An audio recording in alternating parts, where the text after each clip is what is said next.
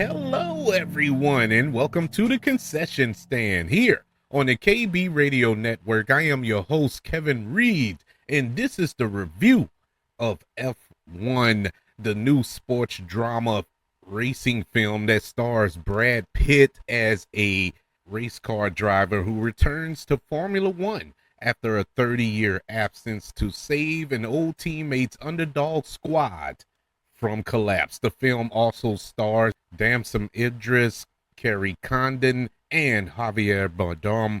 This film is directed by Joseph Kosinski, who gave us Top Gun Maverick and Tron Legacy, just to name a few. Let me start off by saying I'm not a big race car fan. You know, watching NASCAR and Formula One and all of that good stuff, that just isn't my bag. You know, I never saw the excitement in it. I get that it appeals to a certain demographic of people who truly enjoy it, and I get it. I've been to a race car race before.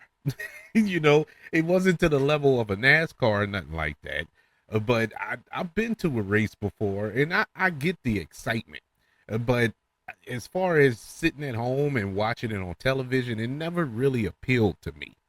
And so movies about racing, it just, you know, they are what they are. I think back to Days of Thunder that starred Tom Cruise, which coincidentally was produced by Jerry Bruckheimer, who also produced this film.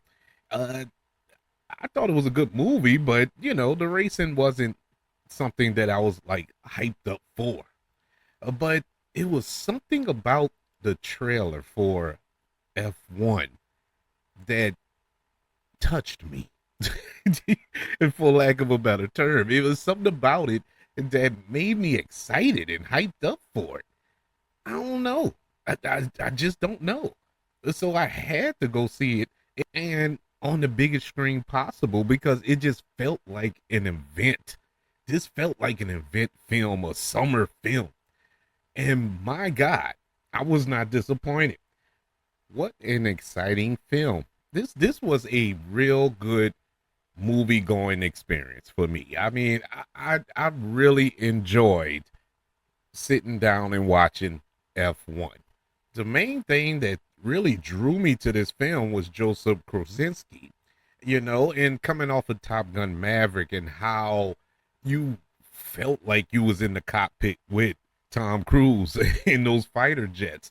It just gave a different level of adrenaline to that film that made it even more exciting than what it needed to be. And I thought that was interesting. And if he was going to take that same kind of vibe and put us inside of an actual race car, okay, you had my curiosity. Now you have my attention. It felt like you was in the car with Brad Pitt, with Damson Idris. It felt like you was behind the wheel of those Formula One cars, like it was a simulation, if you will, or you was actually in the car.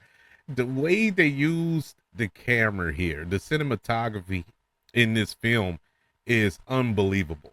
It is top notch, top notch. The revving up of the engine, the curves, every turn they made, every crash that took place, everything, you felt it. You felt it. You felt the electricity running through your veins. At least I was, you know. I was sitting there and I was pressing my foot down like I was on the brake, like, wait. You know, it was that engaging. And that's what you want from a film. You want to feel engaged. You want to be a part of the film. You know, you want to lose yourself in a film. And I completely lost myself in this film. Brad Pitt, this was an excellent role for Brad Pitt. I think this is probably one of his top 5 performances, maybe even top 3, if I actually sat down and thought about it. But I mean, it's really up there. He did an excellent job as Sonny Hayes, this aging race car driver who is just on a, he's the grizzled old gunslinger, if you will, if this was a Western. And he's there to take this young upstart who was played by Damson Idris under his wing. And I can also see where all these rumors are coming from, that Damson Idris is the heir apparent to replace the late great Chadwick Boseman as Black Panther in the MCU, because he had a presence here. Yeah, we seen him in Skyfall. We seen him in, not Skyfall, geez, in Snowfall, that show on FX. The dude can act. The dude's a really good actor, and I think that the best is yet to come from him. He did a amazing job. Kerry Condon did awesome. Javier Bardem, I mean, my God, he's a supporting role here, but it's just his presence on screen. It's something about him. He has a certain level of gravitas that just adds to a film, and he added just the right amount of him to this film to kind of make it legitimate. It's something about him, or something about his character that just made the film that much better. And the final 10-15 minutes of this movie, the final race, whoo boy, you want to talk about excitement, you want to talk about being pumped up on adrenaline. It was that final race. I haven't felt that type of emotion in a movie in a long, long time, and it was earned. They took their time, and it made you earn this a feeling that you got at the end. It was done perfectly, I think. But with that being said, this wasn't a perfect movie. There are parts of this movie that I was a little let down by. Number one, uh, did this movie need to be 2.5 hours? No. No, it didn't need to be 2.5 hours. I think you could have shaved off 15-20 minutes of this movie, and it probably would have had a better flow. And that's saying a lot for a racing movie, but it slowed up, man. It really did. Throughout the film, it's not just one part. It was just certain little scenes here and there that were there, and then once you get to the end of the movie, your mind kind of gravitates to certain parts of the movie. Like, why was that even a part of the movie? You know what I'm saying? It's just certain little things that they kind of set up throughout the film, or mentioned throughout the film, or at one point during the film, and it's never addressed again. It was some major plot points there. I think it was victims of editing, if anything, those little plot points that were sprinkled about and never revisited. And with that being said about the editing was a little frustrating. Certain scenes throughout the film were just chopped up. It was just cut. I mean, a scene would just go, it's just stop, man. It was like at a race, like they had to hit a pit stop. The film is like a Formula One race. You're running a race, you're going, and then all of a sudden you got to go pull into the pit, and it just all of a sudden just stopped, like whoop. We on to the next scene.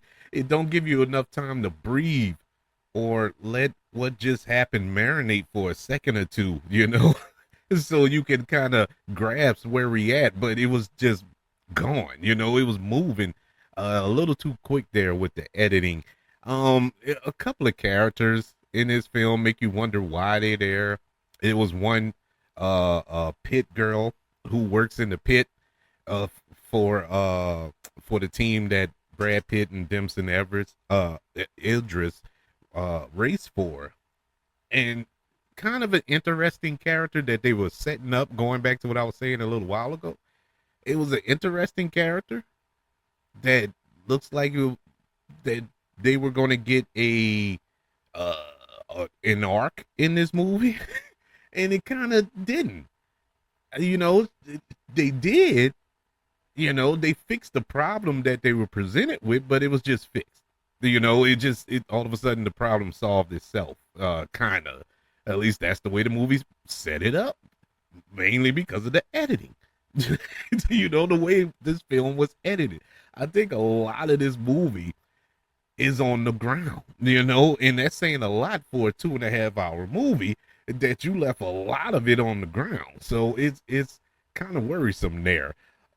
And there was one major event that happened through in the middle of this movie that was pretty major.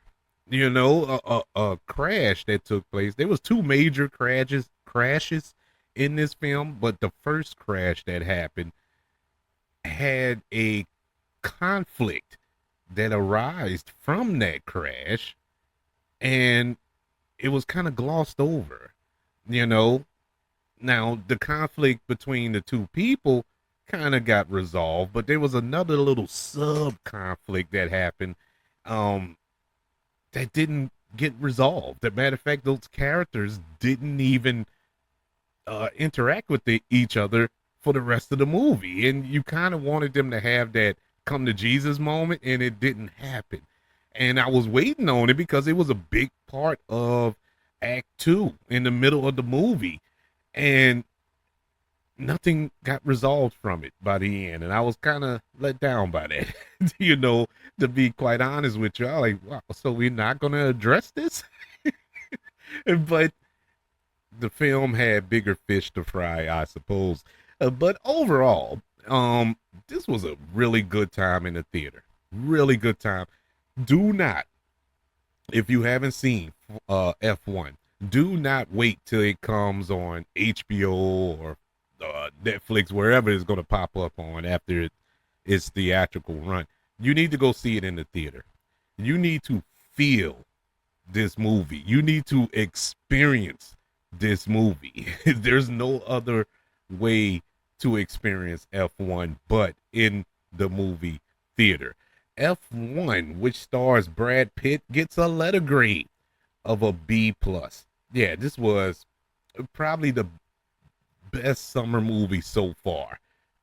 I gotta give it that title now, because when we get to July, which is a couple of days away, it's gonna be a murderer's row of films that come out every single Friday. So they better hold on to this title as the best summer movie of 2025 so far.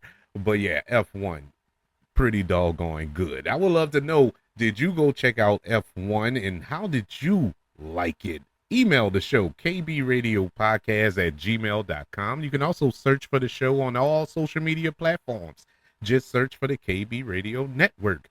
Don't forget about YouTube. Subscribe to the KB Radio Network channel and like this video if you don't mind. Don't forget about the 5 stars, the reviews, and sharing this show if you're listening on Apple Podcasts, Spotify, iHeartRadio, wherever you are currently listening to the Concession Stand here on the KB Radio Network. Everybody, thank you for joining me for this review of F1. Want you all to know that I love you, continue to love everyone, and until we speak again, you all be blessed.